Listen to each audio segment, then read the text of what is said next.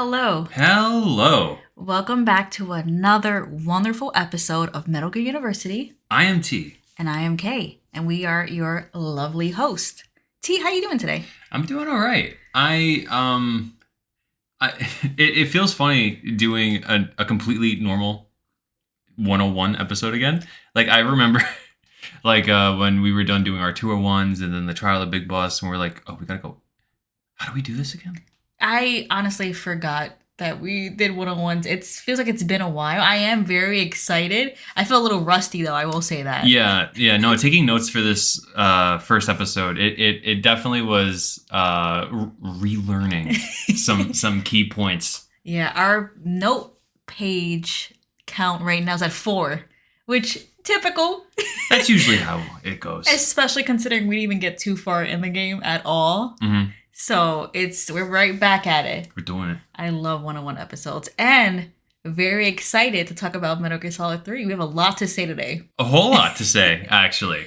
But of course, before we get into the episode, we gotta check in everybody, see how you're doing. And for a minute, I felt like a Twitch stream. I was like, hey, how you guys doing? But no one's gonna answer besides. Hey, how you doing?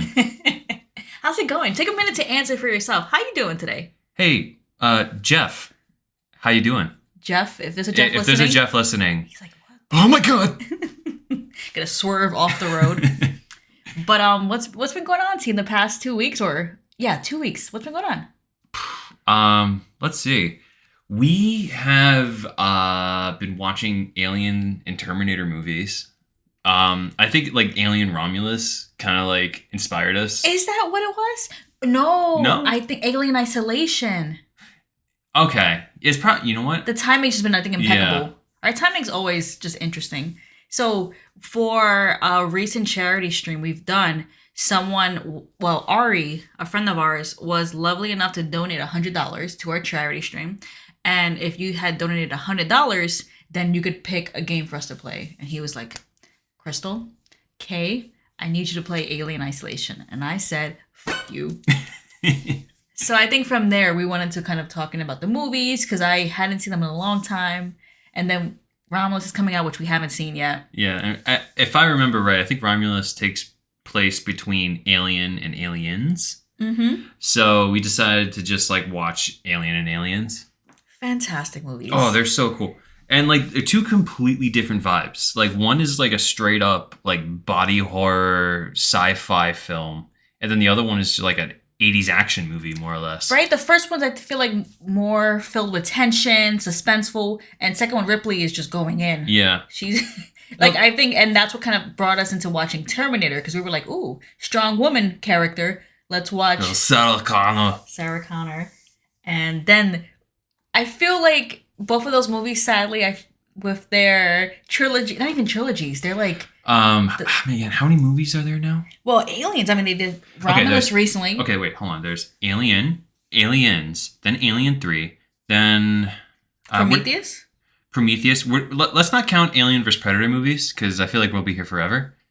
There's Prometheus, then Alien Covenant, I think. I think that came out like a few years ago. Okay. And now... Oh! Alien Resurrection. Then Alien Romulus. It's about like 6, I think. I didn't count, but... I think like 6 or 7. And then when it comes to Terminator, Okay. Yeah, Tom was trying to explain to me the timeline, and then we watched one of our favorite creators, Red Letter Media. They try to do a timeline episode too, and it gets really complicated. I had no idea. I at what point do they stop sending Terminators back? Like, don't you think they had Terminator 1, then 2, and then 3? I think is the same issue. They'd send back. Don't you think they'd say, hey, maybe this isn't working? Or how about this? Let's say Skynet is like, okay. Like, let's say, let's keep it simple. The end of Terminator 1. Okay, this is spoilers to people who have not seen the very, very first Terminator. So skip, I don't know, a couple minutes ahead. Sarah Connor crushes the Terminator with like a compactor, right? Car compactor, yeah. And she's weak, she's injured. Why not send a Terminator to that exact moment? So she crushes it, and then... Bing, another one appears right in front of her, and he's like, haha, got you. And then... I was even thinking, send one back to when she was a baby. or that, or that. Why not? Why? They obviously have the capabilities to, like, they have it so they can send back Terminators and people to a specific time. Hmm. So why not? Like you said, I didn't even think about that specific moment. Why not? But it just keeps going. They keep trying. I don't know.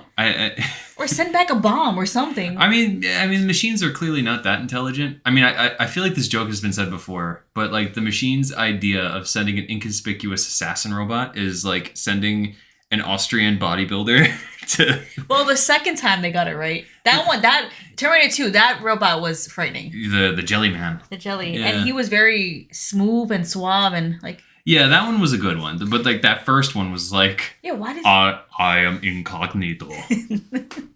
super buff and handsome. But those movies are fantastic. And I'm excited to play Isolation. It's about Ripley's daughter. Yes. I forget it's a throwaway line in the first one, but also too I would say now that I'm thinking about Terminator 2, her relationship with Newt makes sense now because she had a daughter who was somewhere else. You mean Aliens? Yeah, I think sorry. you said Terminator 2. Oh, these movies are blending together. Anyway, whatever. Great movie. I'm excited to play Isolation, but not really. But that kind of leads into like we're gonna be doing what we call a TK and Halloween on Twitch. So if you are all interested in just kind of like, Halloween good times, we're gonna be streaming More or less all the Silent Hills. all the Silent Hills, Alan Wake 2. Alan Wake 2 and the Silent Hill 2 remake. Yes, I forgot it. Oh my, that one, that trailer. We got new gameplay footage too We recently. did. Yeah, like 30 to 40 minutes worth. I'm not gonna lie, my heart's been broken before, but like specifically by Konami. specifically by Konami, so I'm very cautious here. But like it's looking all right. Like I don't know, man. No, the gameplay is looking better than I expected. I think too, it's sad. We're looking at it with a lot of caution and was it trepidation? Mm-hmm. Very much like we don't want to like it. Because like Konami has burned us before, specifically with Silent Hill. Like Is it not the 10-year anniversary for PT? it is. It is. It's almost too much on the nose Mm-hmm. with like Silent Hill 2 coming out, the 10-year anniversary. I don't. You see, for me, it's also hard to really look at Silent Hill 2 in that light because I hold PT in such a favorable view, Mm-hmm. and then you combine Kojima with it. So I don't think Silent Hill 2 will ever meet the remake will ever meet my expectations, but I still just want it to be good. Yeah, I mean, like, The Shining, Mhm. right? That's like a masterpiece in horror and filmmaking. Doctor Sleep, the sequel, That wasn't bad. it wasn't. Now it's no Shining, but it was a decent follow up. And I think that was my man, wasn't it? Yeah, that was the guy that made Midnight Mass. Midnight Mass. And that was a solid sequel. Like I went into that movie expecting corniness and stupid crap, and Doctor Sleep, honestly, it was pretty good. It wasn't bad at all, honestly. I think the issue is when you have remakes, you have the group of people who hold the first game, on a pedestal or have this really big view of it. And then you have people who are, I think, too, just the Konami, Yeah, they got a record. the Konami, what is it, like pitchforks? And Hmm. it's really hard to really see Silent Hill 2 remake for what it is. And I also kind of get a little sad and like Silent Hill 2 is obviously the more popular Silent Hill, and to like remake that one first, not the first Silent Hill. Yeah. To me, I get the impression like not a quick cash grab, but like Silent Hill is a reputable name, so why not do the first one? I don't know. I think I as hopeful as I am and as excited as I am to see everything be kind of like brought back to life more or less, remaking Silent Hill 2, I think it's fair to say it's a cash grab thing. Like it's more like Square Enix remaking 7. Like I know they put a twist on it, Yes. but they remade 7 because they know what they're doing. Yeah, 7 is the jewel of the series. Yeah. I mean, I'm telling you, I'm waiting for the Final Fantasy X remake. You know that's coming. That's coming. Yeah, I feel like that's a lot of people's, especially for like the younger crowd. 10 is like R7. You know what I mean? I don't want to say I'm part of the younger crowd, but yes, 10 was my first Final Fantasy. 10 was mine too. I mean, I played 7 first, but When it came out? I mean, like I was like a child. Oh. Yeah, shut up. Anyway, but the first Final Fantasy that like I played and beat was 10. Fair. And it's been what, like almost 20 years now, no? Just about. Yeah. I think a little over. Came out in '01, so yeah, about over 20 years. I know, time, right? Time. Talking about time, not to jump around too much. I recently got into my old Neopets account. I know! That was so cool. I am grateful for Tom to be so excited for me. No, I genuinely find that stuff really cool. I think it was probably a TikTok. I don't know how I thought about Neopets again. I think they were at a fan convention. It was something that piqued my interest. And I went to Neopets and I was like, I know I have an account here. And so I went into one of my I have a really old account that just like transferred over from AOL and I still had access to it. So I searched and I had what I think is a 14-year-old account from Neopets. That is so cool. And I was like, 14 years ago, I was in my teens. I was like, I know I have one earlier. And so I did some digging and I found my first ever Neopets account, but I didn't have the login. I didn't have any pack. Because that was when I made that when I was, Neopets, if you're listening, I'm sorry. Made it when I was, I think, 11 and 12. Mm-hmm. So I had to lie about my age in order to make a Neopets account. Wow, you broke the law. So I emailed them and I was like, please, this is my account. They're like, the last login was in before 2010. Wow. I was like, please, I know the zip code of where I logged in from. Please, one of my Neopets is named after a boss from Eternal Darkness. I'm like, that is my account. Please. And I think they just gave it to me. Like, really, I didn't really give much information, but there was really nothing in that account. It's just a 20-year-old account. Yeah, honestly, the people that you emailed, they probably saw some back-end stuff, and they were like, okay, this is more or less a dead account. There's nothing of real value in this. Why would this person randomly message me about this account? So they gave it to me. I went in, and I was like, oh my God. And I'm looking at stuff, and then I get locked out. So I had to email them back and be like, can you reset it again? But it was like that's like opening a time capsule. That's like really cool. It was so cute seeing me put like a different birth date because I was like illegally making an account. It was cool seeing like, I named this Neopet after Eternal Darkness because it scares me. Like just like little crystal stuff. I was like 11, 12. So I've been playing it daily now. I think it's just like opening up an old game. I feel like that's like my Metal Gear Solid. Mm-hmm. You played that when you were a child. I was on Neopets all the time. That's really cute. So I remember when you first told me about this, and you showed me your Neopets, and they were like dying. Like they literally said that they were dying of hunger. And like I just had this vision of like them in like a dark cell, and then like a shutter opens from the roof. And then like a beam of light comes down, and then they look up and they're like, "Oh, Michael, don't leave me here. Don't leave me here, Michael." And then I'm like, "I'll be back tomorrow." Shut up. Because I didn't feed them for a couple days because I didn't have anything. But I felt kind of bad. Yeah, one of them was like miserable. It was like miserable, dying of hunger. You locked them in a cell for like 10 years. More. I'm afraid it's been 10 years. Or 9 years. It's been fun to go back to it. I'm hoping I'll keep up with it, but I got my little shop in there. I have my little items. I have a goal for like what I want to do with my Neopets, so we'll see. Maybe I'll stream it one day.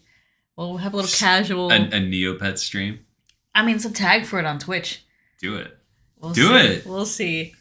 But it's been fun. I mean, I think like Metal Gear, it's just like all these like games from our childhood, going back to it. There's that, that feeling of just comfort. It's like, I don't know. I'm reminded of like the pandemic. I feel like a lot of people I know during the pandemic kind of went back to like childhood treasures and childhood. Oh, yeah. So like when that happened and we were on lockdown, I went back to fan fiction. I went back to reading manga. You did Metal Gear. Like, you literally did Metal Gear. Mhm. So I feel like I'm coming to Neopets not as traumatized from the pandemic.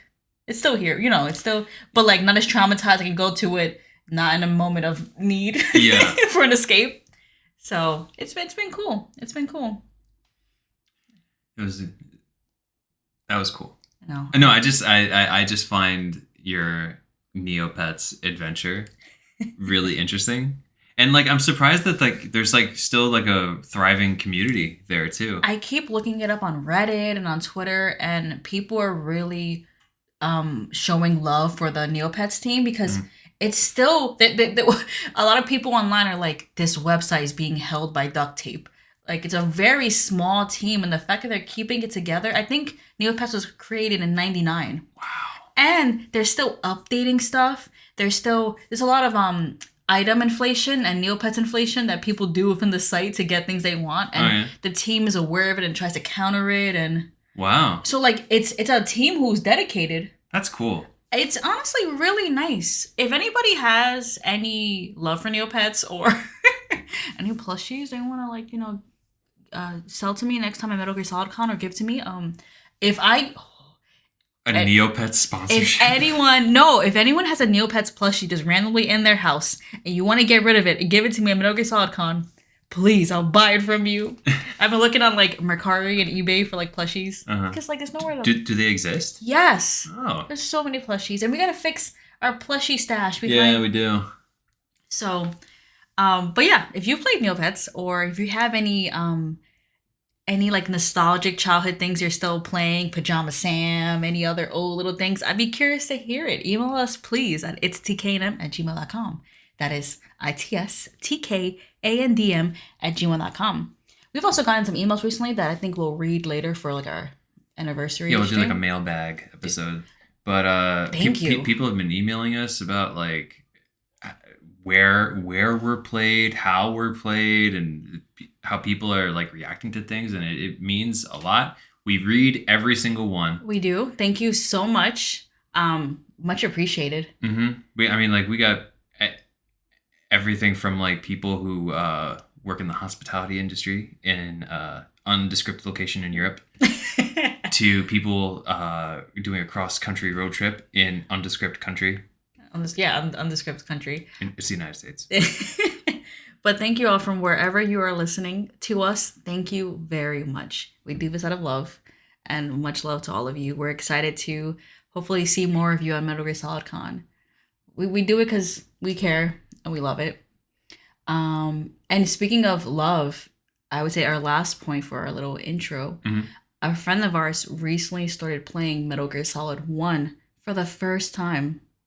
And I was shocked because like I've seen streams before of like I played Metal Gear for the first time, and like they kind of like are aware of like, like through osmosis, like, Psycho Man, that's the trick, or I need to look at the back of the CD case, or like little things like that. This guy had no idea. It's like I was in like a time machine. And I went back in time, and it was somebody who literally just popped in the disc and played it. And it was such a cool experience just watching him play it and figure shit out. It was so cool. Yeah, there were moments. For example, the CD case, he was streaming it on Twitch. His Twitch is A Dino and Whale. ADINOANDWHALE. Give him a follow and shit. He's funny. He's funny. He's fantastic. And again, he's playing Metal Gear Solid 1 for the first time. But for example, that moment where Baker's like, call Meryl. And Baker's like, oh, I forgot. Oh, wait, it's on the back of the CD case. He's like, the CD case? He's looking through his inventory. And people in chat were like, no, it's the actual CD case. And he's like, get out of here. And he looks and he's like, get out of here. Are you serious? And I'm like, wow, he didn't know that. And then I remember him looking at it. He's like, I love this. Yeah. And everyone in his chat is a whole bunch of just like fanboys like us going, isn't this great? Is this the coolest thing ever? This is a whole bunch of fanboys in chat. But it was cool seeing him go through that live. Yeah.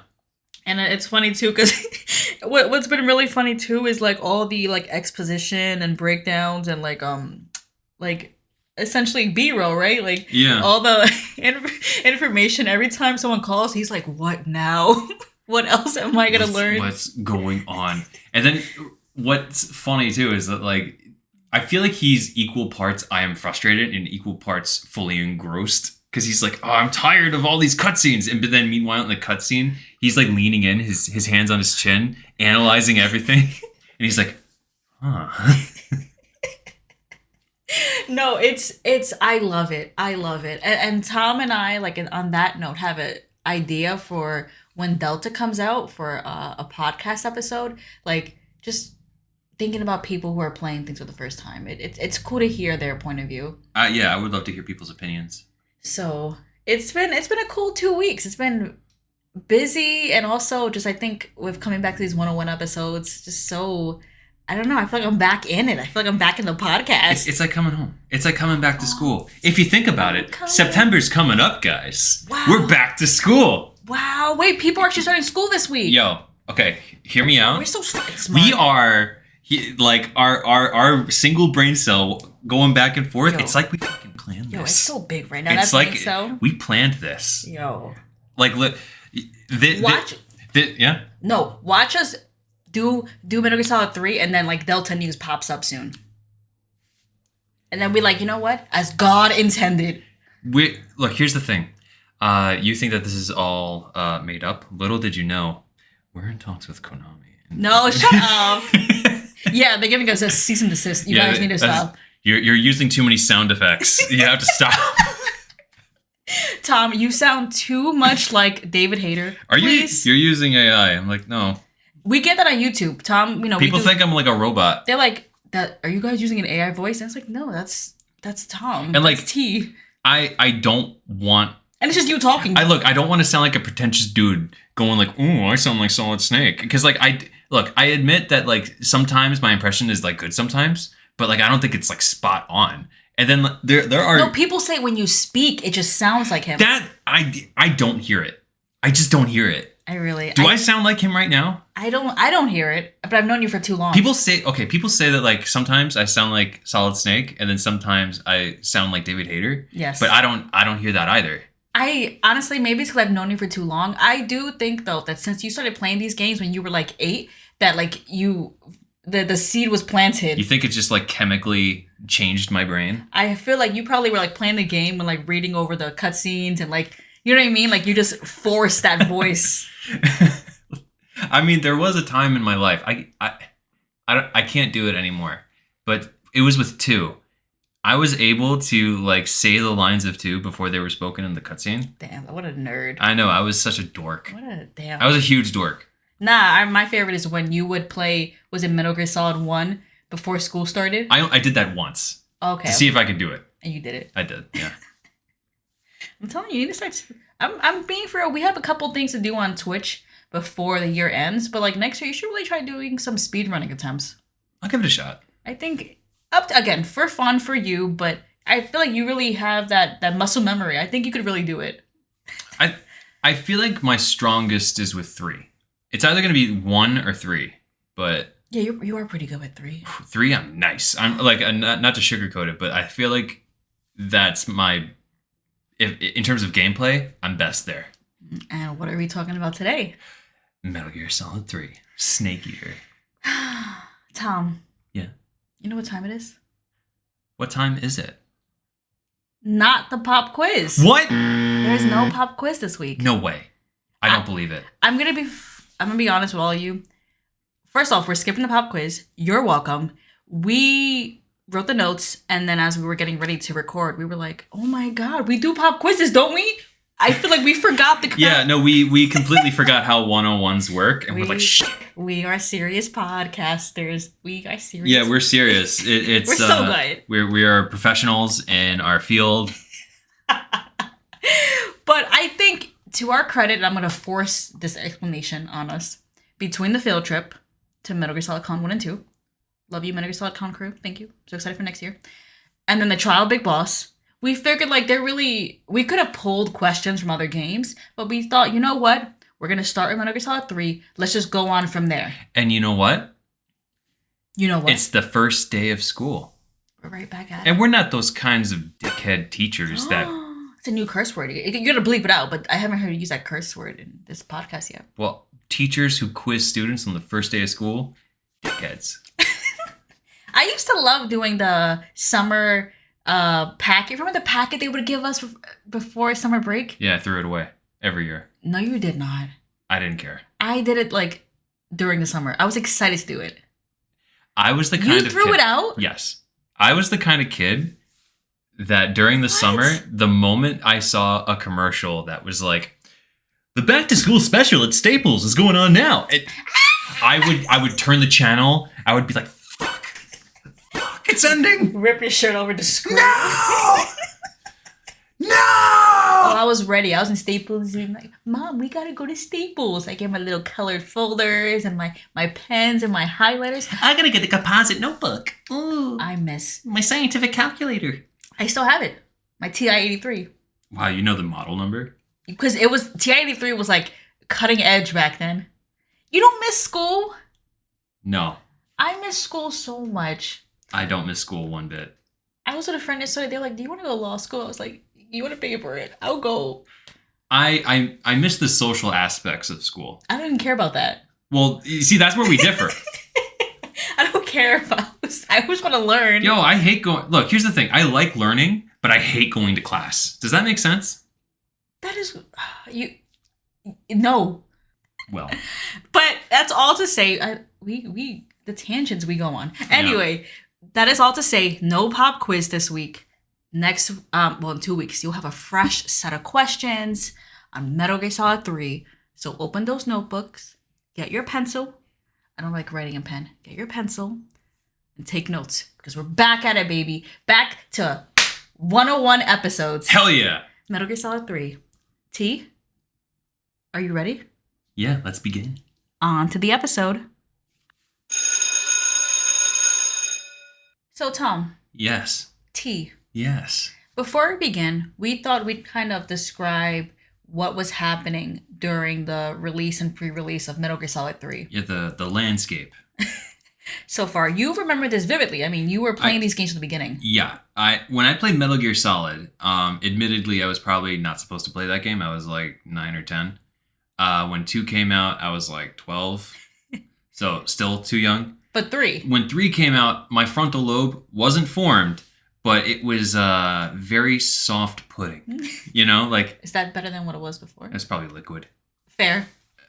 Liquid. Anyway, so like I felt like I had like a little bit more of like a grip on the world around me. Okay. And it was like the first time like I was like online and interacting with like fans of the community. And, What like, were your theorizing. forums that you would go to? I was- There wasn't Reddit. There wasn't... No, I was deep into IGN. There was the Snake Soup. That was a big one back in the day.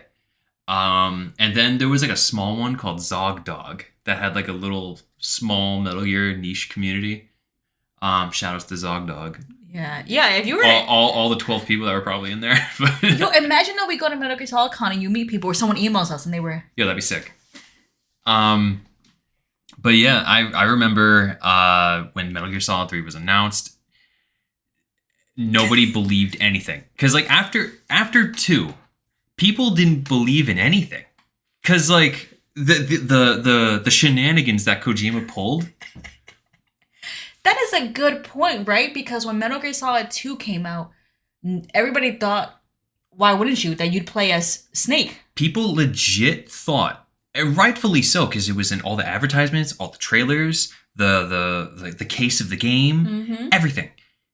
It was advertised that you were playing as Solid Snake infiltrating a tanker, and that was it. Raiden wasn't even on the... Nothing. There was nothing about Raiden. So you have that game come out, everybody is perplexed or like just shocked. He fooled everybody. Yeah, he pulled it off. So 3 came out. and nobody believed anything.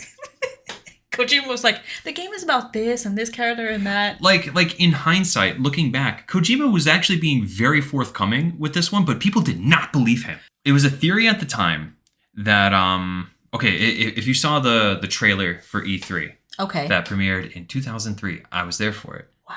I I know. was 10. I was 13? 13.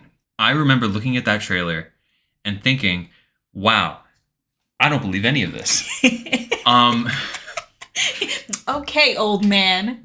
but a common theory at the time was that people noticed, hey, in some shots, Snake is wearing a bandana. In other shots, Snake is not wearing a bandana. So maybe non-bandana Snake was Big Boss, and then you play a solid Snake later on in the modern day. Oh, people were just grasping for anything, right? Because like after the Raiden thing, people were like, man, anything could happen. That's fair.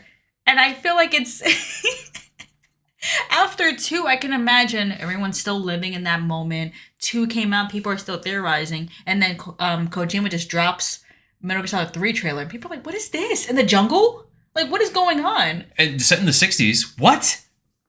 And I think that's kind of really cool too when you think about the time period.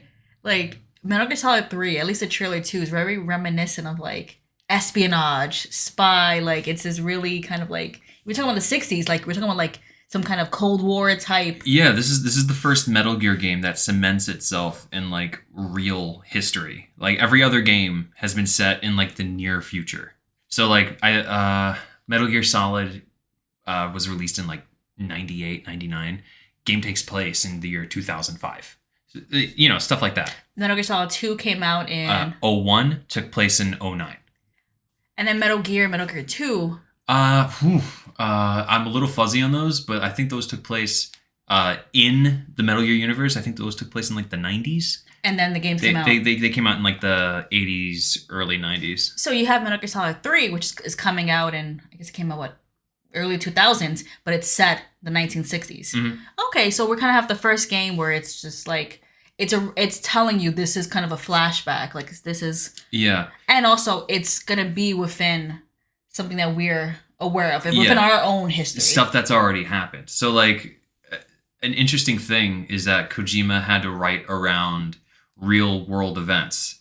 So he had the Cuban Missile Crisis referenced. He mentioned like Kennedy and yeah, Khrushchev. we're going to go into this. Like we're really, a lot of, I mean, I guess it's a spoiler, but like it's a lot of history we're going to learn as we talk about Metal Gear Solid 3. Yeah, it's history dorks will probably like this game a lot because it's kind of like history fan fiction, you know? I like this.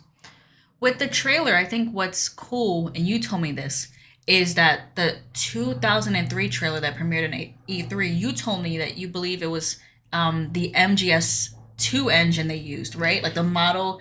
Yeah, if memory serves me right, the MGS2 engine was used in that trailer because like if you look at Snake, he does not look like Snake from the final game at all. Like not even close. So maybe it's like they use that Snake model and then they made their own engine for 3?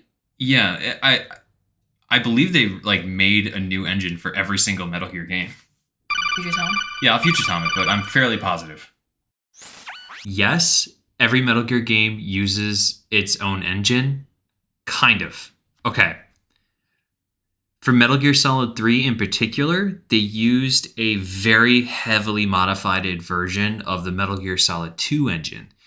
Now, from my research, it seemed to be so heavily modified that it might as well have been its own engine entirely, but technically it was the engine for 2.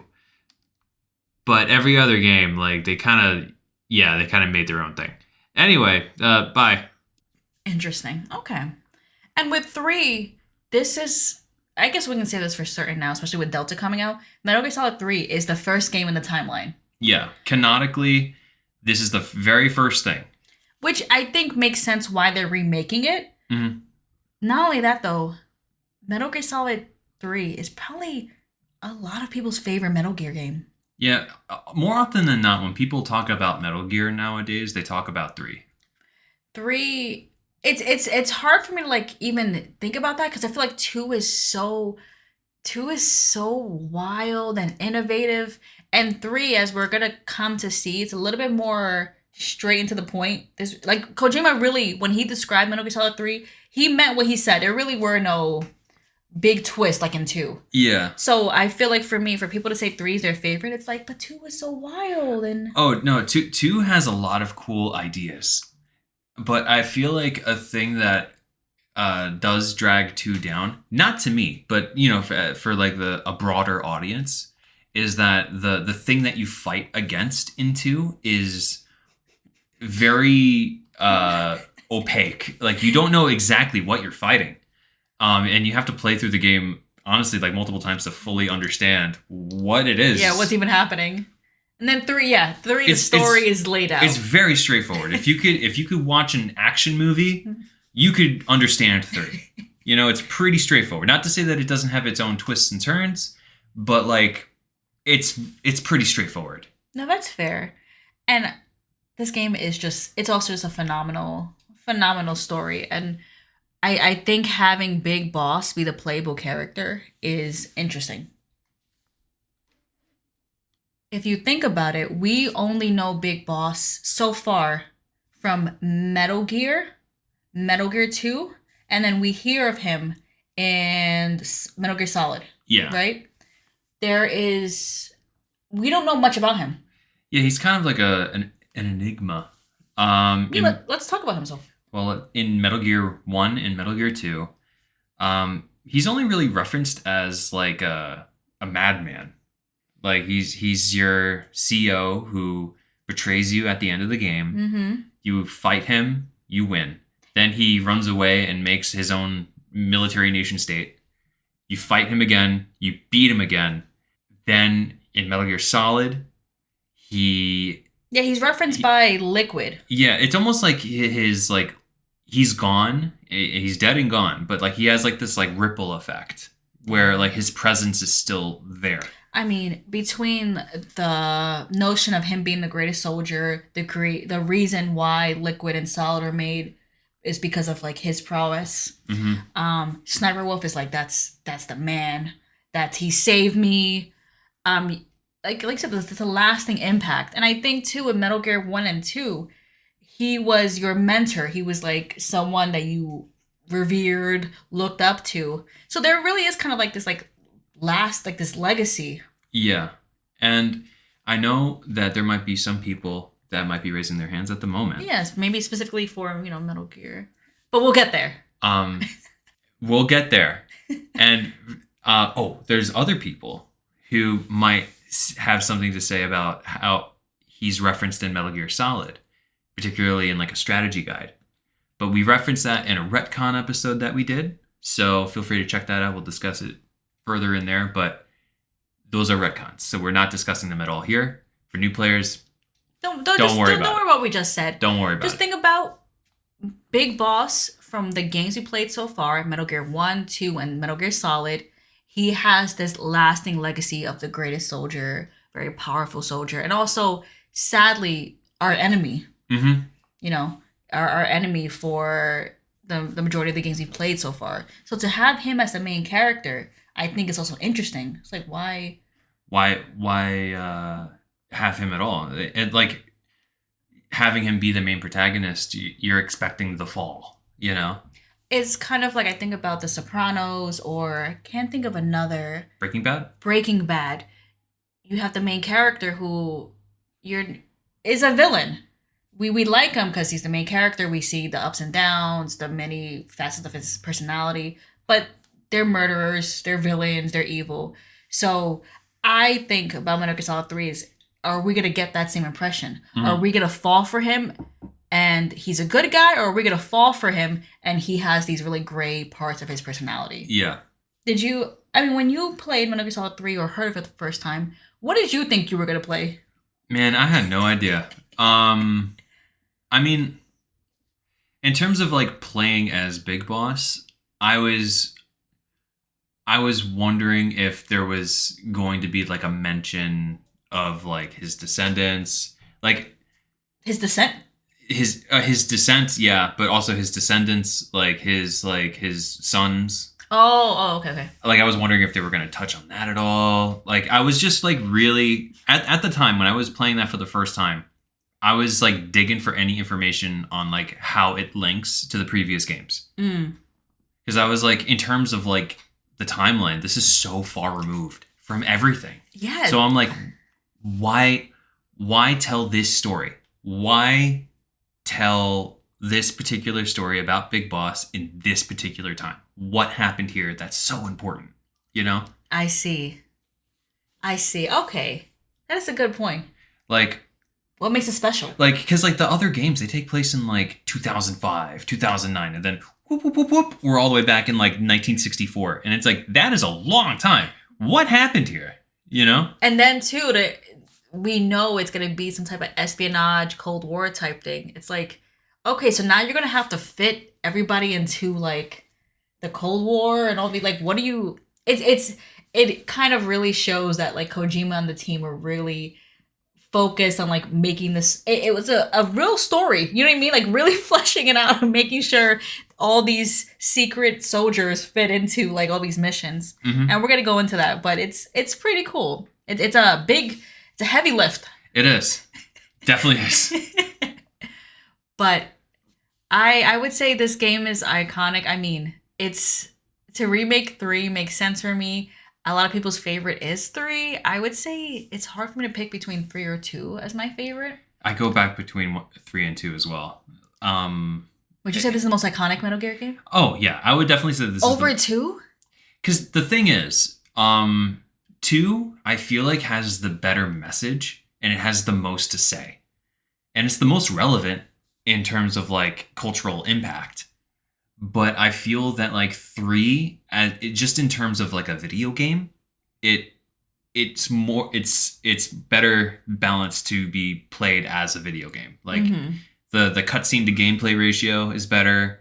Fair. It's easier to understand. The threat is easier to understand.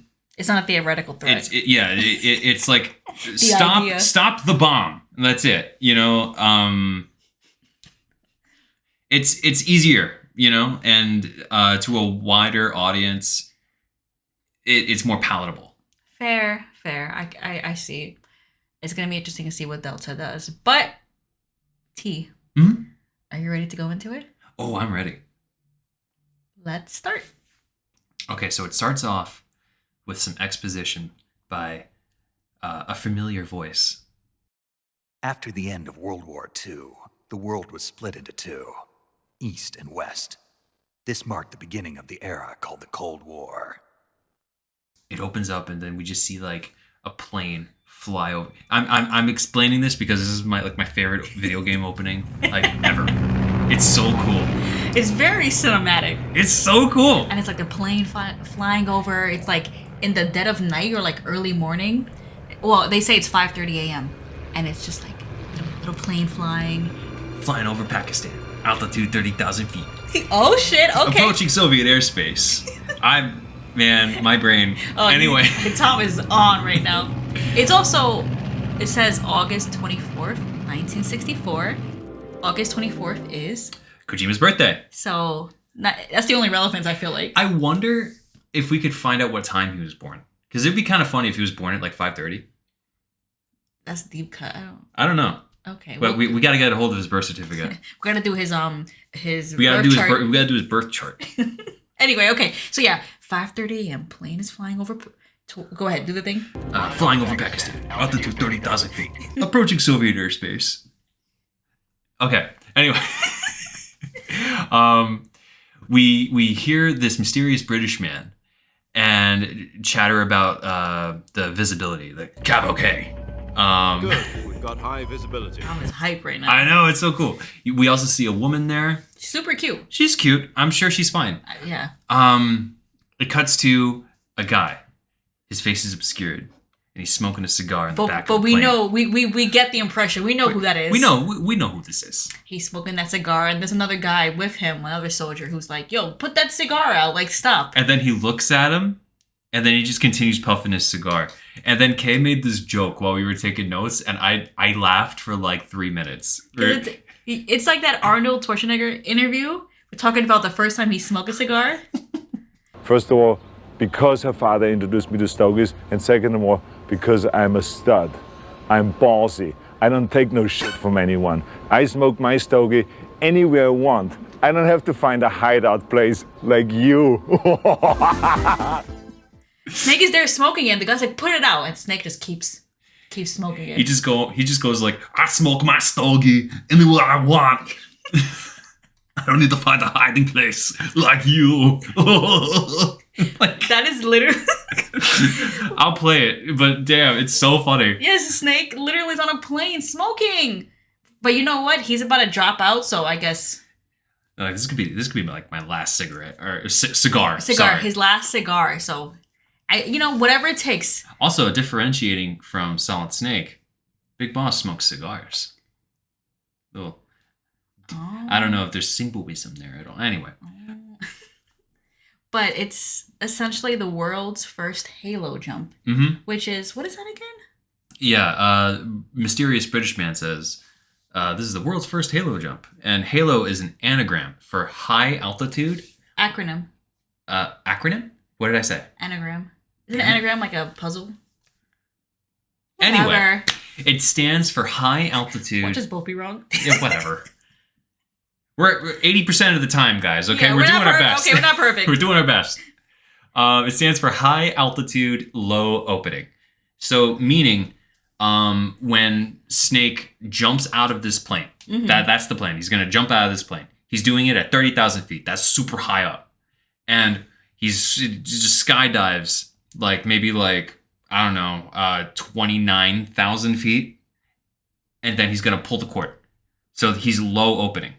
So that he doesn't get... Seen. Oh. So the point is to just dive as fast as you can and as long as you can, so that if an enemy's scanning the sky, they're not gonna see a parachute out in the distance. Oh, wow. So this is some real, already off the bat, very secretive. It's in the dead of morning. It's just him dropping out. And it's the world's first Halo jump. So it's very apparent that he's supposed to be in there infiltrating. Yeah, So I think him smoking a cigar makes sense. He's like, who knows? This is my last cigar. Like you yeah. said. I'm doing a world's first thing here. Okay. The way this opens, it's like some rah American military. No, It's- honestly, the opening cutscene feels like a mid 2000s Marine join the Marine ad. yeah, right. Some recruitment commercial. Aw, you know what? Anybody who got inspired by this, any high schoolers who are like, this is cool. No, all my little high schoolers with nowhere else to go, don't listen to us. Keep playing the game. Don't join before you finish this game. That's all I gotta say. Okay. But after we kind of get the description of what this is, we get the official title of this being called a virtuous mission. No? Virtual mission. Virtuous mission. Oh. This mission is successful. What is called the Fox unit will become an official unit. Yeah, so I guess Snake and Mysterious Mysterious British British Man are I guess they're just free agents at the moment, and they want to make their own thing. And then I guess the government is like, okay, if you pull this mission off, you got all the funding, you're gonna be in. We got you. And I guess it's up to Snake, right? The mission at hand is to rescue Nikolai Sokolov, who is a Soviet scientist. Apparently, Nikolai was requested asylum 2 years back, and it was granted. However, due to the Cuban Missile Crisis, the U.S. gave him back to the Soviet Union. They were like, look, Soviet Union, we want you to pull out of Cuba. And Soviet Union said, remember that guy that you granted asylum We to? know you got him. Bring his ass back. Official history. So this is where it kind of gets this is the Kojima the team writing. Official us real life history. Yeah, you open up a textbook, you'll see this. The U.S. removed their IRBMs from Turkey, and that's why the Soviet Union pulled out of Cuba. But in the game, there's that was a cover up to give Sokolov back. And so apparently, Sokolov was this big time scientist. He was responsible for the engine and the rocket that sent Yuri Gagarin into space. So he's brilliant man. And they want him, Sokolov, to start working on secret type weapons research and whatever. And Sokolov's not for it. I think that's why he dipped in the first to get asylum, and they're like, bring your ass back. We want you to work on mysterious project. He reminds me kind of like of Hal. Kind of, yeah. They are both scientists that became disenfranchised. Yeah, and like disillusioned with like their like kind of their work. Yeah. So Sokolov is head of this OKB 754 Design Bureau, and it's essentially a weapons research facility. But come on, Kennedy. Kennedy apparently was the president and was the reason why. I mean, to be fair, they had him by the balls. Like, yeah, right. Like keeping Mr. Christ. That was very tension filled. I mean, like, not to go off on a side tangent here, but like, if the world were to end in like a nuclear fire, it would have been then. It would have been then. Like, guys, we were really close. we were really close. Like Kennedy really had to give Sokolov back. Like there were people in the Pentagon that were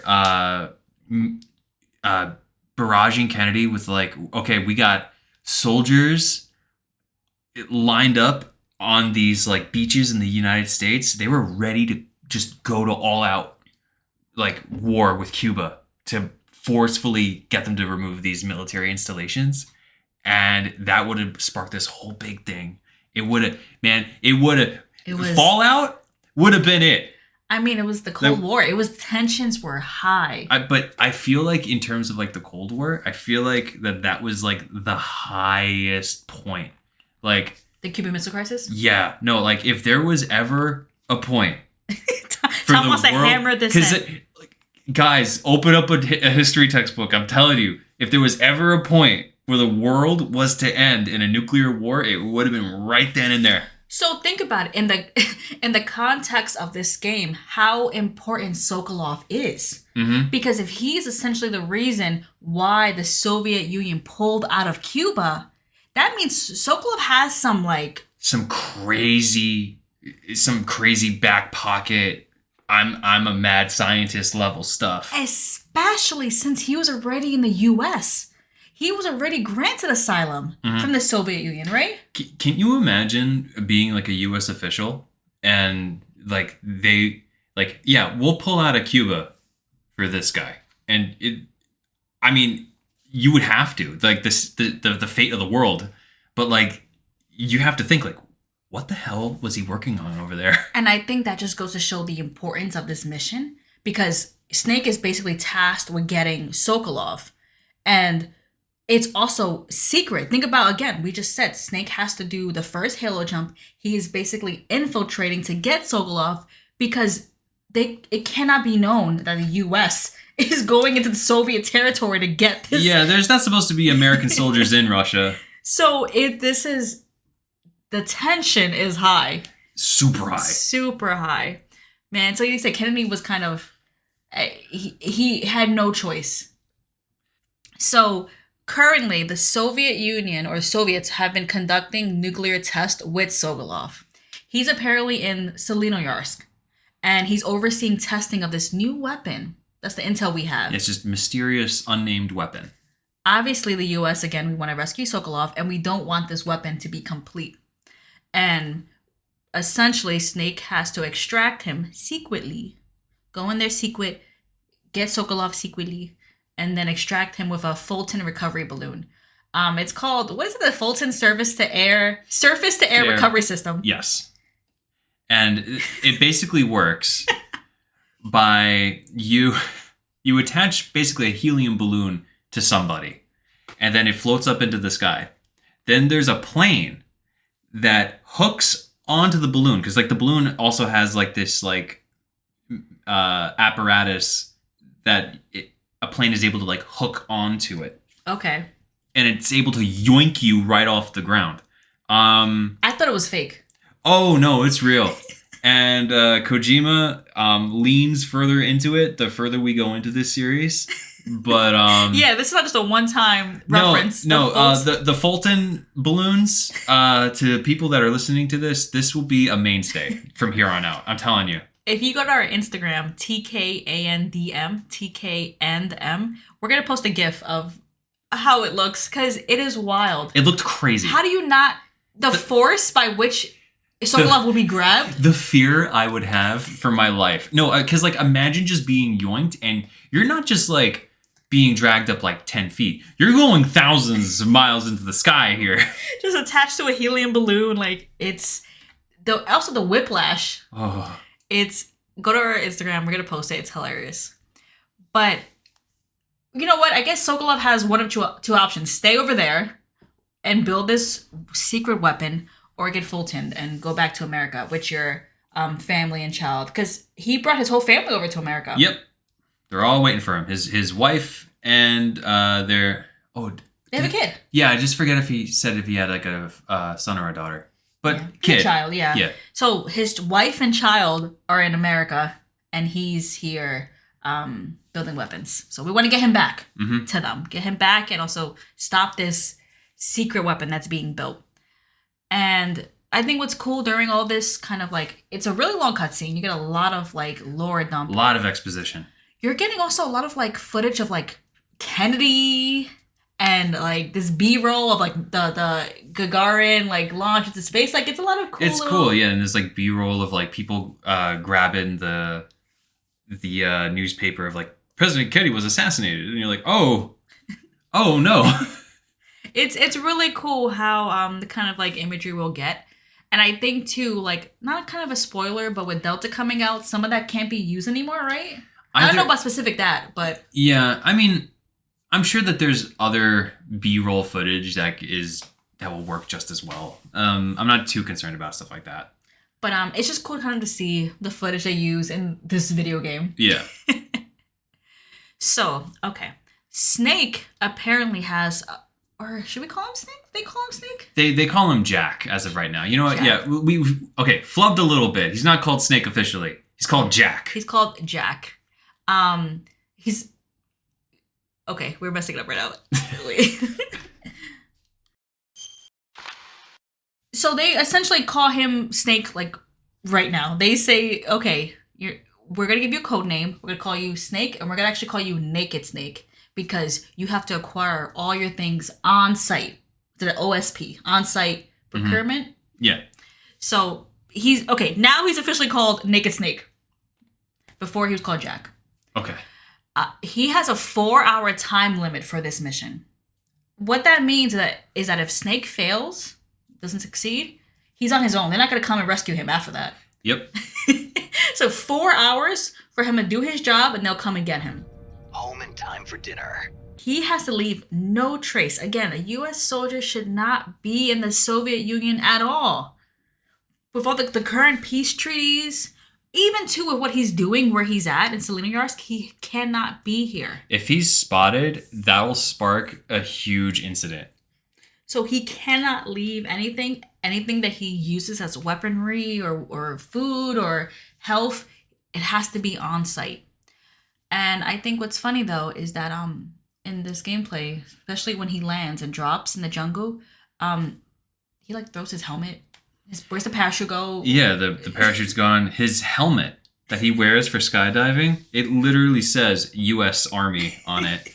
And like I can't help but to think, like, did you put that in your pockets? Where is that? Where did it go? Someone could just walk by and be like, It's like I'm just imagining like a Russian soldier randomly walking in the jungle. I don't know. You never know. Can happen. And he's like, "Hey, what's this?" U.S. Army. Like, what the And hell? it'll start. The whole thing will happen. Yeah, well, how's America gonna explain that? Is that Hitchhiker. I don't know. Yeah, hitchhiker. Yeah. But so Snake really is Naked Snake. Has to get everything himself. Snake, thankfully, on the phone on comms, he has a support team. So we referenced a woman earlier on the plane with the British man. Her name Is paramedic. Paramedic. Paramedic. As in a medic who comes in by parachute. Again, just in case people are listening, everybody has code names. Paramedic. I bet she's a lovely woman. Mm-hmm. She's on the plane with the British man who is called Major Tom. Mm-hmm. I'll be Tom. Call me Major Tom. Also on Snake's support team is someone called The Boss. The Boss. The boss. Not only do they have the coolest name ever, they're the reason this mission even happened at all. Do you remember how earlier Major Tom is like, okay, if this is successful, our unit will be incorporated. Excuse me, like it'll, we'll get recognition. Mhm. She was the one that made this mission even happen. I guess gave them the opportunity. She got the authority for this mission from the DCI. What is DCI? DCI. Oh, Future Tom, what's DCI? The DCI stood for the Director of Central Intelligence. That basically meant that they were the head of the CIA. The guy that was the DCI at the time was a man called John A. McCone. He served from 61 to 65. He served both Kennedy and Johnson. So relevant figure in the Metal Gear Solid 3 universe. Thank you. The Boss and Major Tom have a prior relationship, as in like they work together in the Secret Air Service. Special Air Service. It's like British Special Forces. Okay, so the SAS. So Major Tom and the Boss have this working relationship, and Naked Snake has a relationship with the Boss. We get this like really, I would say, intense conversation. Yeah. Apparently the Boss just up and left Snake one day. They were essentially, I want to say like more than comrades. Like she was his mentor. Yeah. And she taught him everything he knew in terms of being a soldier. And like you said, she left. Yeah. She was known for these top secret black ops. She was a legendary hero during World War II. And she did all these secret missions during the Cold War. She's also part of the Cobra Unit, which is this legendary group of heroes that fought the Nazis, and then they ended the war. And she's like the leader of them, no? She was the leader. So she's honestly, the Boss is a name that's fitting for her. Mm-hmm. And I think you can also get that impression when she's talking to Snake. Again, they're all talking through comms, but it's such an intense conversation because it's one hand, he's really kind of expressing his hurt on her leaving. Why'd you disappear on me all of a sudden? I was on a top secret mission. You didn't need me anymore. He knows down to the hour how long it's been since he's last seen her. Jack, is that you? How many years has it been? It's been 5 years, 72 days, and 18 hours. And also, to the point of how close they are, they're talking on the phone, essentially, and she's like, you lost weight. And he's like, how do you know that from my voice? She's like, I know everything about you, Snake. I know everything about you. Do you think that's even possible? To tell if you could lose weight? I think so. Tell if you lost weight by the sound of their voice? I think so. But I think, I feel like when you have a massive weight change, you could probably tell. Uh-huh. But, I think his is probably negligible. Like, it's just... I don't know. That just shows how well they know each other, I guess. Essentially. She's really kind of... It's funny, right? Because you have on one hand, Snake is really hurt by her absence. And he's really hurt by, where are you? And she's going in about, first, okay, whatever, Snake. I want you to understand what it is to be a soldier. She's trying to really impart some wisdom on him. She's talking about, enemies essentially being, a state of mind. Yesterday's allies, today's foe. And Snake is going on and on about her being MIA. And she's like, Snake, Yeah, he's not ready to hear it. I'm trying to share some wisdom with you. He's like, I have to learn more from you. You need to teach me whatever. And she's trying to teach you right now. Mm-hmm. She's telling you look, the mission, what are you loyal to? I'm loyal as the Boss. I'm loyal to the end. What are you loyal to? And Snake just says, I'm loyal to the president. When she's like, well, the president changes. Who are you loyal to then? I'm loyal to the leader. And it's like, well, the leaders, their values change over time. What are you loyal to? Mm-hmm. And he's not ready for that conversation. He's not. I think it's kind of partly some things really cannot be taught. And I feel like this conversation really is he's asking for help, asking for support. And she's kind of it's a lesson that you need to learn. And I'm I can't teach you that. Like to be on the battlefield, to be a soldier, like it's something that you have to grasp yourself. Yeah, it's interesting. He's on this mission and he's still very much emotional about her being MIA. Yeah. I think also too, she's not even with Major Tom and paramedic on the helicopter. Yeah, they say that she's like in the Arctic in a submarine. Yeah, some Permit class submarine out there, and I mean, thankfully she's able to call in via the codec whatnot. But I think she's like her physical absence is also very interesting too. Like it's also another layer of like she's just somewhere else away from him. But the boss is fantastic. She taught him a lot. She taught him CQC, which is something she says. Oh yeah, it stands for close quarters combat. And it's essentially, something that she said is going to be very useful in this mission. Yeah, it's basically like a martial art that they developed together. It's super cool. No, and the fact that they learned it together, I think is so cute. Well, it's soldier and their mentor, Yeah, it's really cool, not cute. But again, it reminds me kind of like too when like Ryan was talking to Rose and it was getting like really heavy and emotional because the conversation starts with like Snake talking to paramedic, like, hey, okay, nice to meet you, cool, and then Major Tom, okay, cool, like Major Tom, whatever, and then like, Mom. It's been this many days, this many hours. I'm still burnt. It's Mom, you abandoned me.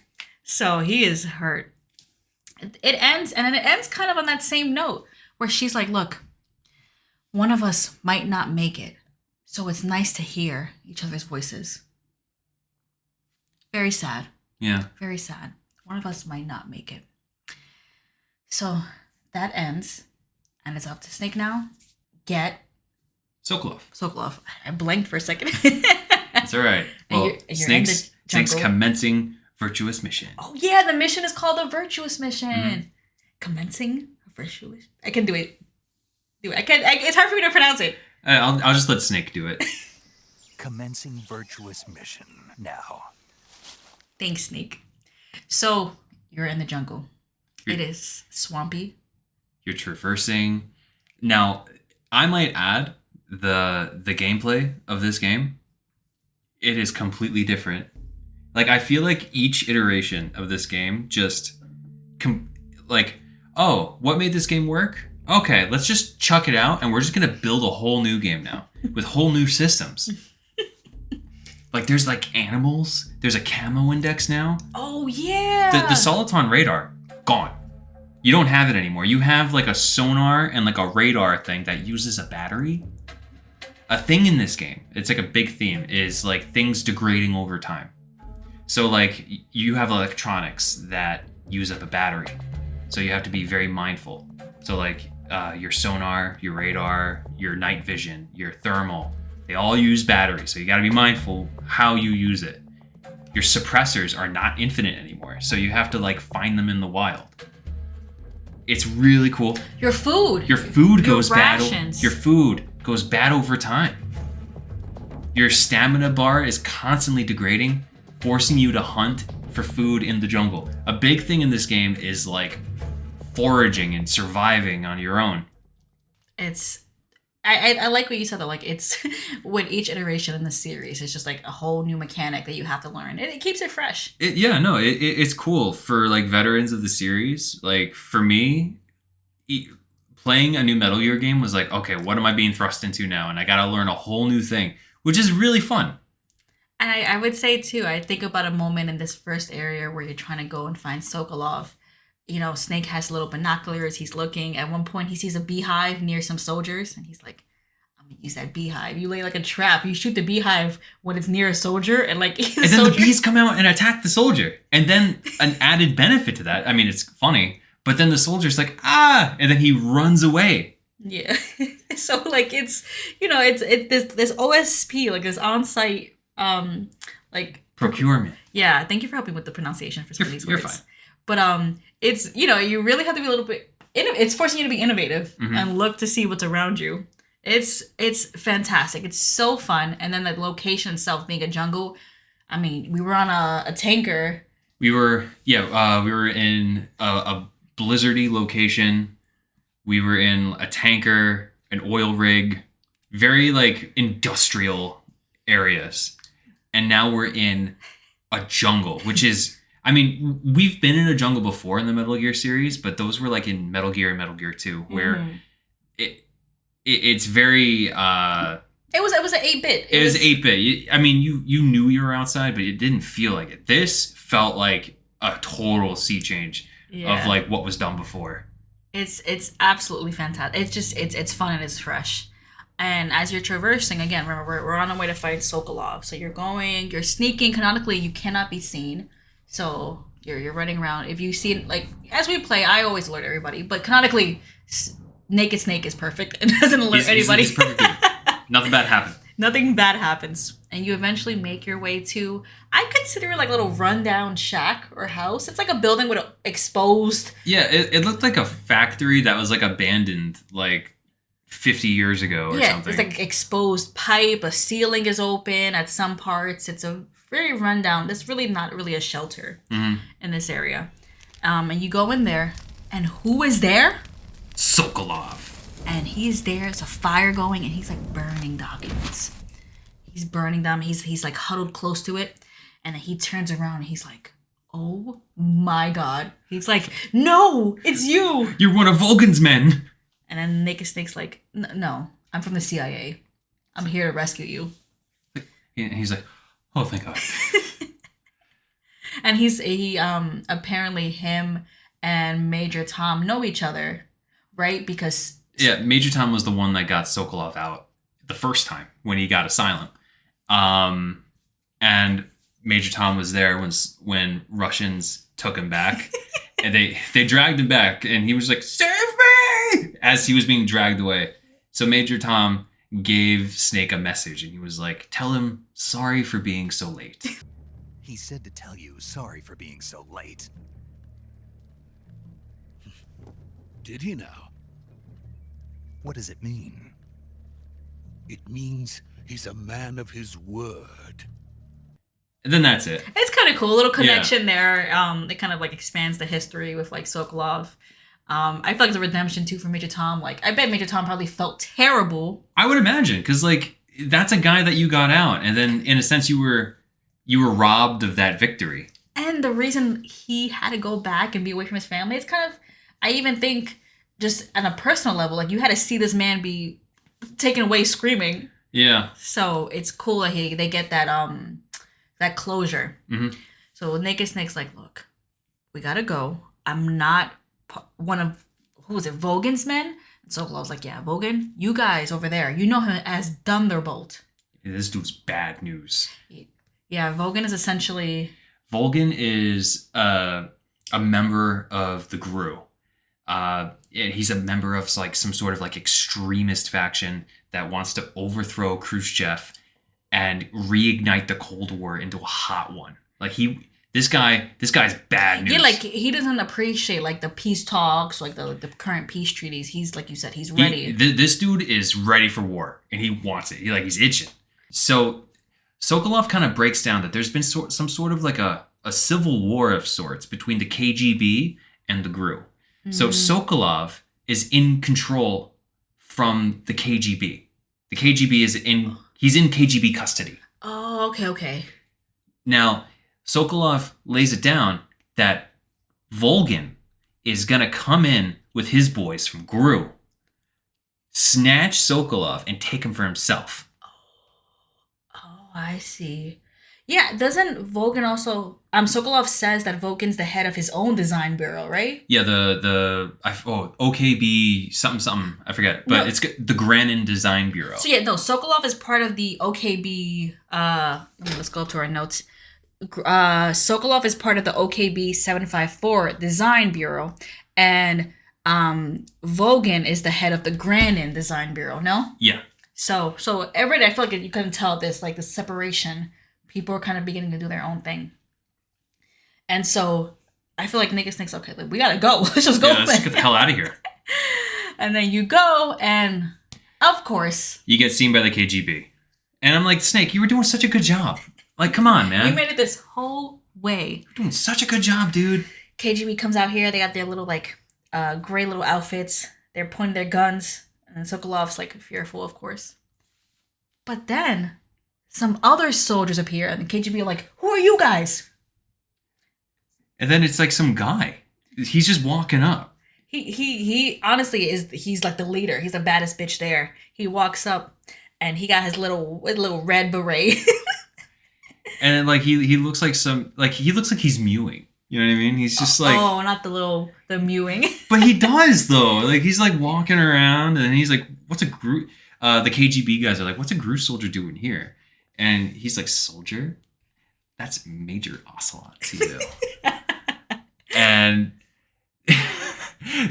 this KGB soldier gives like the realest answer I've ever heard anyone say in Metal Gear. He just goes, "What?" He's like, "Who? Major Ocelot? What the hell are you talking about?" And then mid-sentence, Ocelot just takes out... Oh, by the way, Ocelot's back. This is the Ocelot from Metal Gear Solid and Metal Gear Solid 2. I mean, do we know that for sure? I mean... Who else is named Ocelot? Who else is named Ocelot here? And he's twirling a gun. Fair. I think it's fairly safe to say that this is the Ocelot from Metal Gear Solid 1 we're getting and the 2. origins for a lot of characters. That's Major Ocelot to you. And don't you forget it. So Ocelot takes out his little pea shooter. It's not a revolver at this point. It's like a little, it's a real gun. I just forget what it's called. It's a little tiny little thing. And he quick draws on like 7 dudes. He ricochets a bullet off of like a fucking pillar. He's doing trick shots. And he kills all of the KGB soldiers. By himself with ease. He's so unnecessary and ridiculous. Like, he pisses me off. You think he'll always be this way? Oh, of course. Honestly, at this point, he's so annoying. I feel like you get that boyish charm from him. Like, again, Major Ocelot. Like, how dare you? I'm mewing. I got my little cheekbones. I'm telling you, that dude that played Aemon Targaryen, He'd he'd be a good Ocelot. I'm telling you. But Major Ocelot, again, when he appears, he looks at Naked Snake, and he's like, "Oh, so this is the legendary boss." He kills all these soldiers, and then, like, Naked Snake is, like, on edge, waiting to, like, make a move. And Major Ocelot looks at you, and he's like, "You're not the boss, are you?" Okay. And then he's like, "This is interesting." So then he turns around, and like a completely normal person, he meows like a cat. Because you get Ocelot. Meow. It's perfect. It's great. It's perfect. It's perfect. It makes it just works. It just works, guys. And his crew just comes out the woodworks. And they're all too, like, I feel like they're all scared of him because they all, like, Major Ocelot makes a joke or something, and they're like, oh, like, they all laugh along with Oh my him. god, yeah, no, there's this moment where Ocelot's kind of like critiquing Snake. He's just like, "What's that stance? That gun?" And then, like, he just kind of, like, does, like, this shuffle, like, "Look at this guy." And everyone's like, "Oh." And there's this shot of this one soldier that's so funny because, like, it doesn't even look like he's holding a gun. He's just shaking his head. He's like, Like, what "Got him, boss." You got him. I don't, like, it's like the fact that they included that one frame of him just like, wow, what a guy. Like, it's just so stupid. Like, it reminds me of like a couple of middle schoolers like making fun of each other or something. The lackeys going, like you said, "You got him, boss." Like, "Wow, Zach, you really showed him." So at this point, like, Major Ocelot kind of has you by the balls. You're surrounded. He got his goons laughing at his jokes, ready to fight you. And what does Naked Snake do?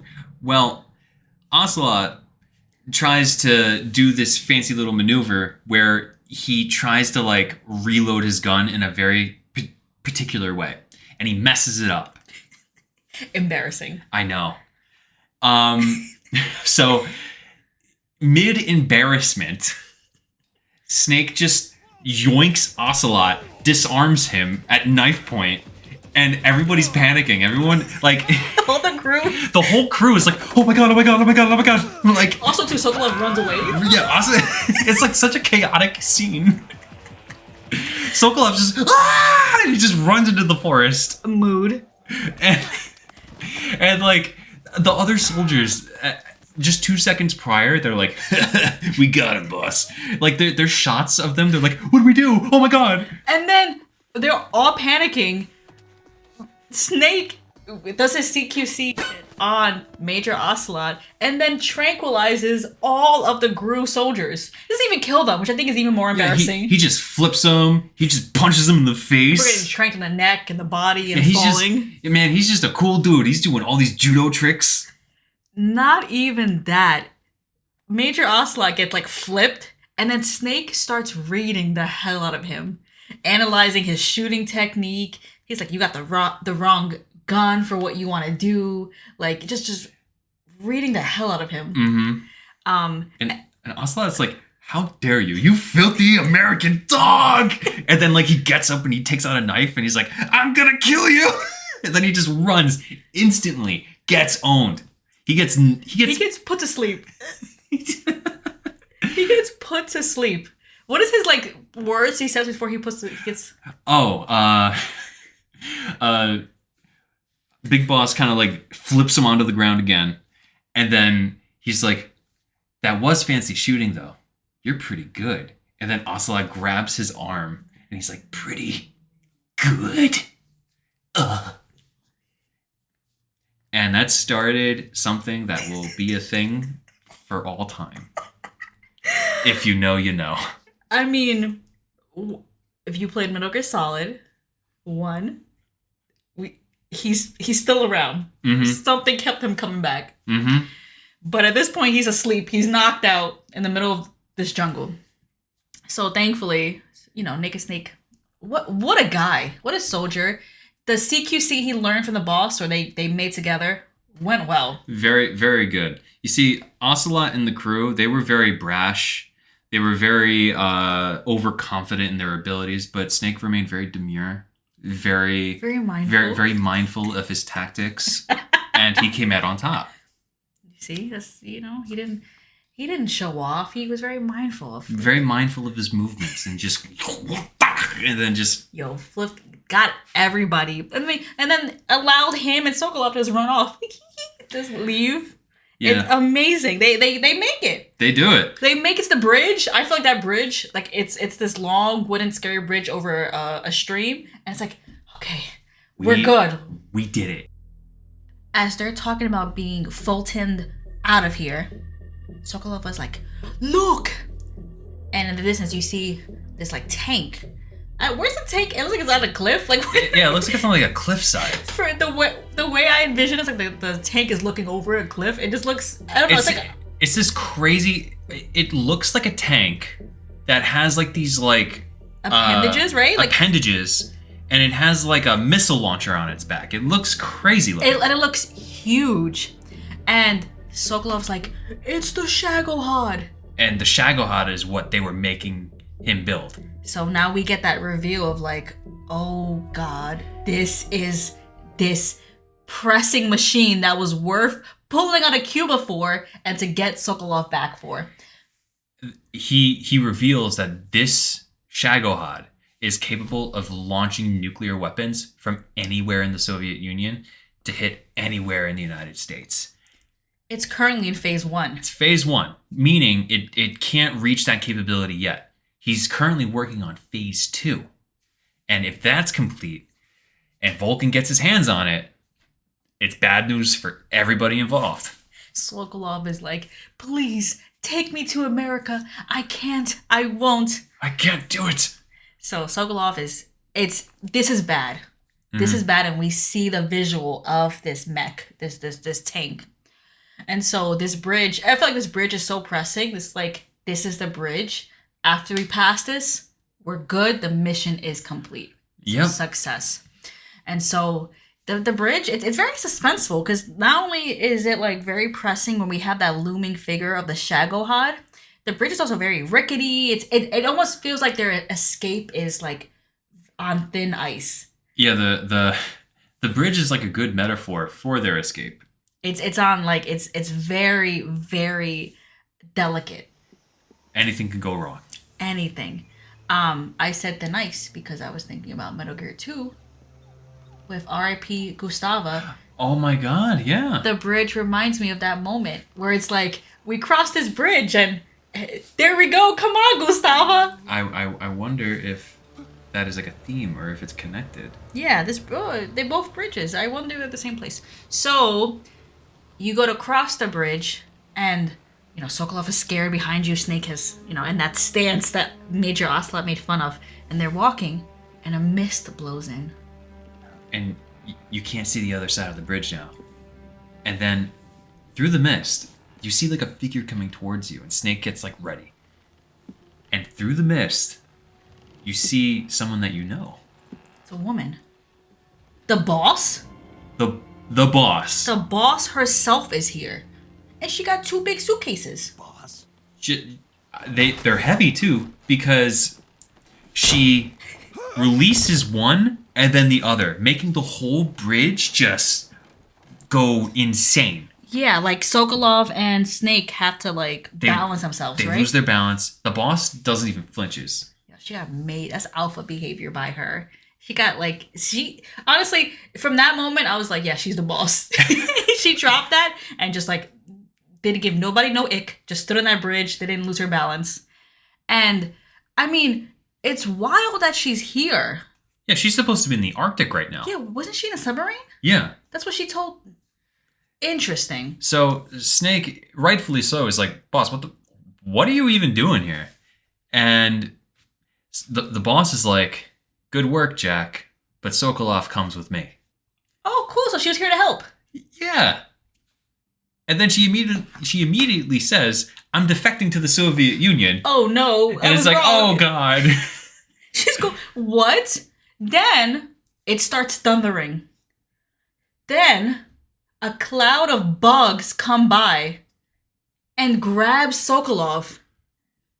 In that cloud of bugs, there is a man who is hanging upside down, and he floats up with Sokolov and the bugs into a helicopter. Yeah. Yeah, that makes sense. The helicopter, the camera pans up to the helicopter, and there's a guy controlling the bugs. So you have a guy controlling the bugs, and the floating guy upside down are 2 separate. Many questions. It's 2 separate things. 2 separate things. They're apparently the boss's friends. Then you see that there's like another dude in the helicopter. One looks like a really old dude that can make his eyes pop out. Ew, super gross. And then it's like some guy in like a spacesuit. Perfect. Okay.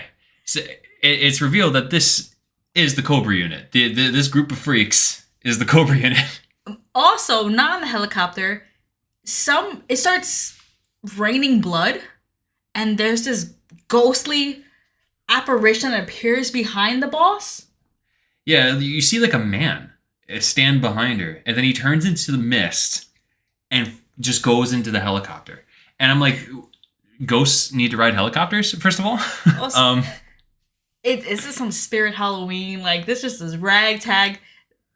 Can you imagine being the pilot of that helicopter? You're like, don't, I don't want to look. It's like, I don't want to, do not look behind you. No one don't talk look to behind me. you. I would put a door. Just like close it. Like it's not an open helicopter. Like don't even talk to me. Also, the boss is like the most normal. It's such a ragtag team of people. Like, what, does she have a power too? Who's that astronaut in the helicopter? I don't know. He's just hanging out. If that wasn't bad enough, who shows up but Mr. Thunderbolt himself, Vogan? Oh boy, and this dude is massive. Look, this guy, he must be like 7 feet tall. Yeah. He's built like a truck. Scarred up in a dope ass outfit too. Like he looks like business, like serious business. Kuwabara. And he's like, I guess he's teaming up with the boss. Those suitcases, they had nuclear warheads in them, and that was her gift to Vogan. Yeah, this is like a weapon that, real life weapon, by the way. It was meant to like fire nuclear weapons like a cannon at things. I know, the Cold War was crazy times. Yeah, there's a lot of going on. And so now, not only do we have the Gru, we have Vogan here. We've seen how imposing he is. He not only has these like recoilless nuclear warheads that the boss gave him. Now they have Sokolov to themselves. And the Shagohod. The Shagohod, and they have the boss and her crew. Yeah. Like, the Gru are really stepping up. Gru are doing it. The Gru are doing it. So, Vogan I feel like could care less for Naked Snake. He's like, okay, we got Sokolov, we're good. So he goes to the boss, and she's like, is anyone important to you? Who is he? And she's like, nah, he's just a child. And like, so Snake tries. He's going through a lot right now. So he's trying to combat the boss. And earlier, we just saw Snake school a bunch of people. Like the KGB soldiers, Major Ocelot. And he gets destroyed by the boss. The boss, she doesn't even try. She dismantles his gun while he's holding it. She does it so smooth that once she finishes grabbing him and steps away, he goes to shoot her, and the gun is dismantled. He didn't even realize. He didn't even know. Oh, she's playing. It's like you said. He's a child. I got that impression immediately. You are my son. Mm-hmm. And it's so sad to see because we just watched Naked Snake do all these cool maneuvers, and what does she proceed to do? Dismantle his gun, then breaks his arm. Yeah, it looks like she twists him around and then elbows his elbow. I don't think she breaks it, but she completely dislocates it. Forgive me, okay. And then, not even that, she throws him over the bridge. Damn. Because Vogan's like, at that point, Vogan's like, okay, he's a child, you don't care for him. He saw my face, you have to kill him. And she's like, I'll do it. Beep boop, hurt your elbow, throw you off the bridge. And I guess that's better than what he was gonna do, because Vogan had like some bullets in his hand. He has thunder powers? Yeah, I guess I'd rather die a normal way than whatever the hell Vogan was gonna do to me. I'll fall into, I don't know how deep that puddle is, or the stream, but yeah. I'll do that. Just get me away from this clown house. The devil I know. The devil I know versus the devil I don't know. So, you know what? Like, whatever. I'll try my chances elsewhere. And so she throws him off the bridge. And again, I think what's even funny, he can't even land a hit on her. All he's able to do is like grab this bandana she's wearing off her forehead. And then he falls down all the way to the stream, gripping this bandana that the boss is wearing the whole time. It's honestly, it's better than what Vogan wanted, which was death. Mm-hmm. But like, I guess a chance there. There is a small chance for him to live. And live he does. Amazingly. He gets really messed up though. So he's not happy. We're introduced to paramedics' special ability to telling you how to heal yourself. There's a healing system in this game. So like every now and then you get burned, or you break a bone, or you get a leech on you. You get food poisoning. You go into like a survival menu and you cure yourself. And basically this is like a tutorial section to learn how to do that, because it will happen to you. That's cool. And I think too, what's also cool is while you're doing that, Major Tom is like, we're on our way to save you. Mm-hmm. It was, I guess, within that 4-hour window. Yeah. So he's like, we're coming to get you. Don't worry. So they're gonna drop the recovery. They drop the recovery balloon. Snake's gonna set it up. Symbolically, he relocates his arm and makes the boss's bandana as like a tourniquet. To even add on to the symbolism, so Snake is there waiting for, I guess, support to be airlifted back. He also goes and sees the Shagohod being airlifted away.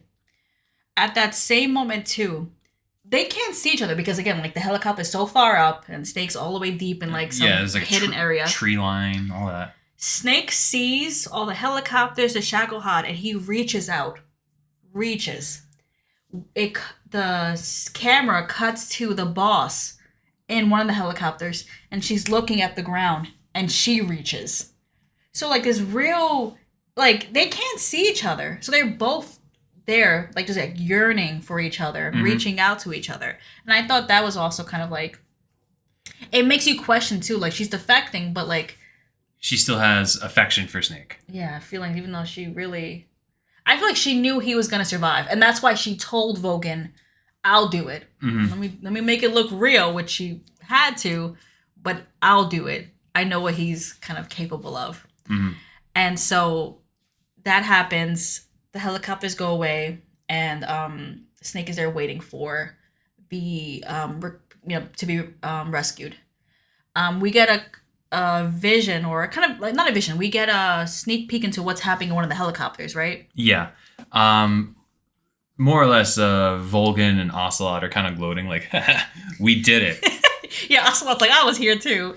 And while they're in the middle of their gloat, Ocelot looks over and there's like this like woman sitting in the chopper, and he's like, "What the hell's this?" Yeah, he's like, Yeah, he sniffs like he's like a cat. Like, he smells something. He's yeah. weird. Anyway, he's like, "Who the hell's this?" And they're like, "Oh yeah, apparently that's Sokolov's woman." Oh, I thought she was in America. Maybe, no men are faithful. I don't know.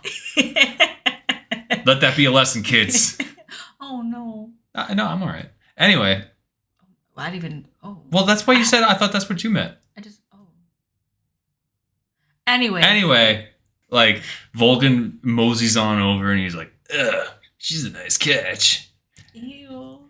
And then she takes out like this device, and it's called a kiss of death, which is a real thing. Mm-hmm. It's like a one-time use gun, and it's disguised as like a thing of lipstick. Wow. So she was really just shoot him right then and there. She almost did it. He got it. He grabbed her. Game could have ended there. Damn it. But then we'd have no game. He's like, oh, she got some spunk. And then he gives it back to her. Oh my god. That man. We're gonna see Vogan again. That man is frightening. Like, can you imagine being like threatened with a gun, and then you're like, "Oh, you got some spunk," and then gives it back, and it's like, yeah, "I'll let you keep that." I'd be like, oh my, I'm gonna use it on myself. Fuck. But then he's like, I like her. I'm gonna take her for myself. And then Volgan's kind of feeling himself now. He's like, "Yeah, I got a girl.